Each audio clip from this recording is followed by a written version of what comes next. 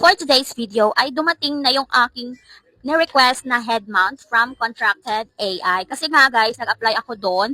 Ang gagawin kasi doon guys is yung maglalaba ka lang, tapos maghugas ng pinggan, ibibideo mo lang yon at ayun lang ang kailangan guys, at babayaran na kayo. So, ang kailangan lang din po, or required lang po dito para makapag-apply kayo dito, is importante yung camera po ninyo ay meron po siyang 0.5 na lens. 0.5 or 0.6, matatanggap na po yon. And then, of course, meron po kayong pagpipilapan doon kung anong klase ng phone ninyo. Doon po sila bumabase. And of course, yung gagamitin po na gamit para sa gagaya po ng head mount is sila po ang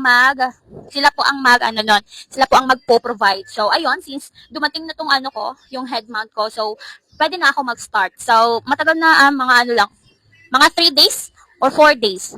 4 days lang po ang pag-aantay bago po nila ma-deliver sa iyo itong item. Kaya, don't you worry guys, free lang po talaga yung mga gamit. And of course, kailangan lang po yung mga gawaing bahay natin ay may ayos po natin maipasa doon sa kanila. So, ngayon ang starting pa lang, kaya kung gusto niyo po mag-apply din at sumabay sa akin, you can.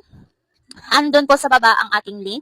Pwede po kayo mag-PM sa akin kung meron po kayong mga katanungan. Ayun lang, bye! I'm just helping, so sharing is caring.